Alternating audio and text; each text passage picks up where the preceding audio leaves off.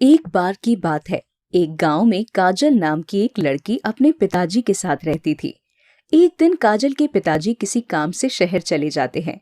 उसी रात जब काजल अपने कमरे में सो रही थी, तभी वहां उसके पड़ोस में रहने वाला कालिया नाम का आदमी उसके घर में घुस जाता है और तिजोरी खोलने की कोशिश करने लगता है। आवाज सुनकर काजल नींद से जाग जाती है, लेकिन इससे पहले कि वो शोर मचाती, कालिया चाकू से उसकी गर्दन काटकर उसे मार देता है और उसकी लाश को घर के आंगन में दफना देता है।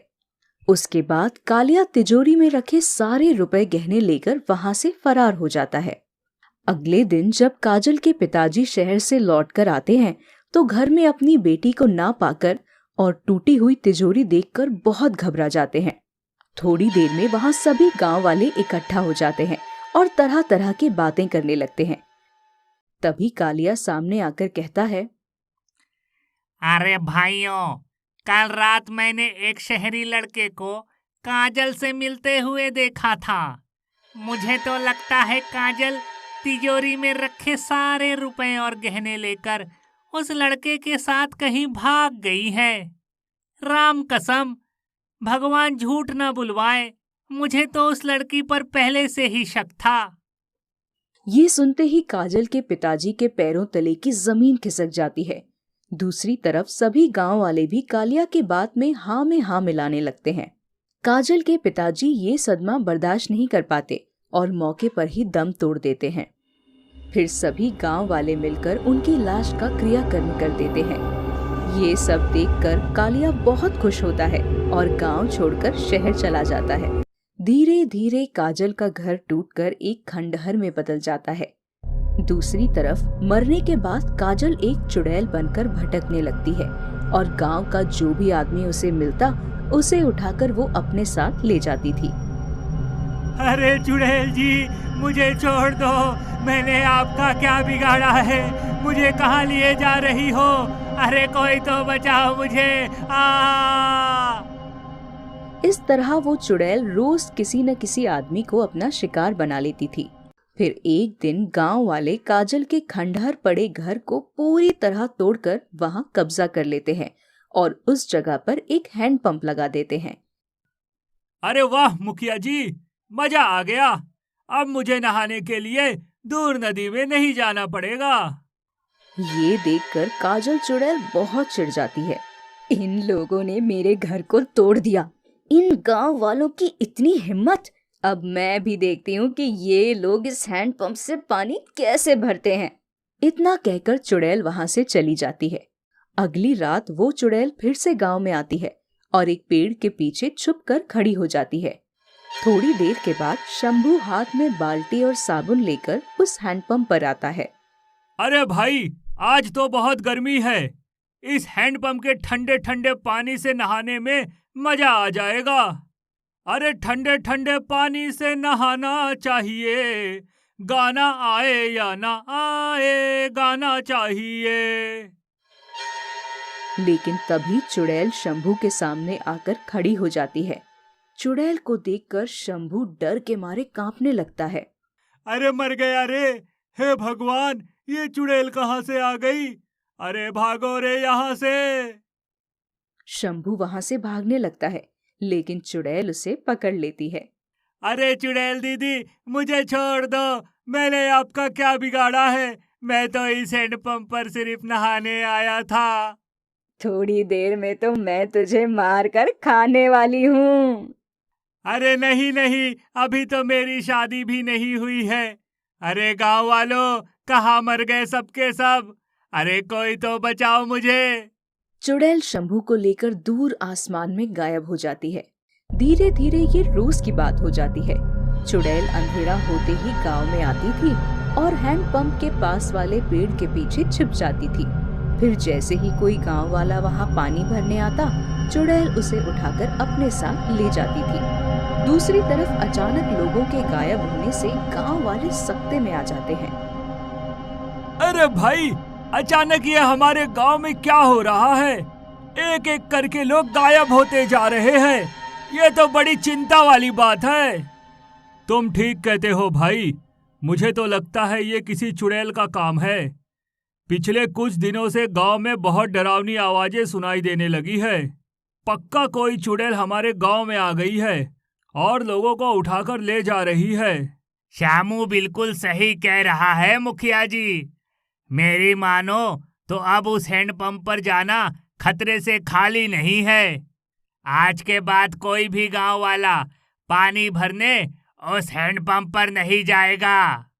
इस तरह आपस में सलाह कर सभी गांव वाले तय कर लेते हैं कि आज के बाद कोई भी गांव वाला पानी भरने उस हैंडपंप पर नहीं जाएगा। फिर एक रात वो चुड़ैल हैंडपंप पर आती है तो काफी इंतजार करने के बावजूद भी उसे कोई गांव वाला नहीं दिखाई देता। इसके बाद चुड़ैल वहां से वापस लौट जाती है। इस तरह कई हफ्ते बीत जाते हैं, लेकिन चुड़ैल किसी गांव वाले का शिकार नहीं कर पाती। ये देख चुड़ैल गुस्से से लाल हो जाती है। इतने दिनों से मैंने किसी इंसान का खून नहीं पिया, लेकिन आज मैं खाली हाथ नहीं जाऊंगी। इतना कहकर चुड़ैल गांव की गली में जाकर लोगों की तलाश करने लगती है। अरे ये क्या, सारी गली सुनसान पड़ी है। कोई बात नहीं, मैं सभी के घरों के दरवाजे खटखटाती हूँ, कोई तो दरवाजा खोलेगा ही। चुड़ैल एक एक करके लोगों के घरों के दरवाजे खटखटाने लगती है, लेकिन कोई भी गांव वाला दरवाजा नहीं खोलता। कुछ देर बाद चुड़ैल रामू के घर पर पहुंच जाती है। ओ मेरे राजा, दरवाजा खोलो, देखो मैं तुमसे मिलने आई हूँ। तभी घर के अंदर चारपाई पर लेटा रामू ये सुनकर खुश हो जाता है। अरे जिंदगी में पहली बार कोई औरत मुझे इतने प्यार से बुला रही है। जरा मैं भी तो देखूं कौन सुंदरी मेरे दरवाजे पर आई है। रामू बिस्तर से उठकर दरवाजे की ओर चल देता है। अरे सुनो, कहीं जाना नहीं, मैं अभी आ रहा हूँ। रामू जैसे ही दरवाजा खोलने के लिए अपना हाथ आगे बढ़ाता है कि तभी श्यामू उसका हाथ पकड़ लेता है। अरे क्यों मौत को गले लगाने जा रहे हो भाई? बाहर एक चुड़ैल खड़ी है, यकीन नहीं होता? आओ मेरे साथ, अभी तुम्हें दिखाता हूँ। फिर श्यामू धीरे से खिड़की खोलकर रामू को बाहर का नजारा दिखाता है। दरवाजे पर चुड़ैल को देखकर रामू के हाथ पैर ठंडे पड़ जाते हैं। अरे मर गए रे, ये तो एक चुड़ैल है। अरे जल्दी दरवाजा खोलो, क्या हुआ मेरे राजा? अरे राजा का बज गया बाजा। अरे भाई, इस खिड़की को जल्दी से बंद करो, कहीं उस चुड़ैल ने हमें देख लिया तो लेने के देने पड़ जाएंगे। श्यामू जल्दी से खिड़की बंद कर देता है। दूसरी तरफ थोड़ी देर इंतजार करने के बाद चुड़ैल वहां से चली जाती है, लेकिन गली के मोड़ पर आते ही चुड़ैल देखती है कि कालिया अपनी मोटरसाइकिल पर बैठकर चला आ रहा है। उसे देखते ही चुड़ैल गुस्से से आग बबूला हो जाती है। कालिया अपनी मोटरसाइकिल हैंडपंप के पास रोक देता है। आज तो चोरी करके मजा आ गया। अब 2-4 महीने मुझे कुछ करने की जरूरत नहीं है, मजे से बैठकर खाऊंगा। कालिया मोटरसाइकिल से उतरकर हाथ मुंह धोने लगता है। तभी चुड़ैल उसके सामने आकर खड़ी हो जाती है। अच्छा हुआ तू मिल गया, मैं बहुत दिनों से तेरी तलाश कर रही थी कालिया। आज मैं तुझसे अपनी मौत का बदला लेकर रहूंगी। अरे काजल बहन तू, अरे नहीं नहीं, मुझसे गलती हो गई थी। तेरी मौत का मुझे बहुत अफसोस है। जो हुआ उसे भूल जा और मुझे माफ कर दे। लेकिन चुड़ैल उसकी एक नहीं सुनती और उसकी गर्दन पकड़ लेती है।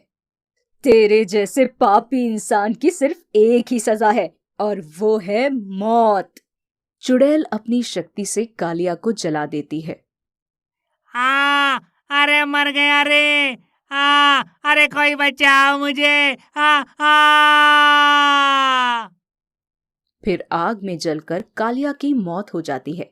अगले दिन हैंडपंप के पास कालिया की जली हुई लाश देखकर गांव वाले घबरा जाते हैं और फौरन एक तांत्रिक को बुला लाते हैं। तांत्रिक अपनी शक्ति से सारी बात का पता लगा लेता है। उसके बाद वो गांव वालों से काजल के घर की जमीन खोदने के लिए कहता है खुदाई के बाद वहां से काजल की लाश बरामद होती है। उसे देखकर सभी गांव वाले समझ जाते हैं कि काजल बेकसूर थी और किसी ने उसकी हत्या करके उसी के घर में दफना दिया था।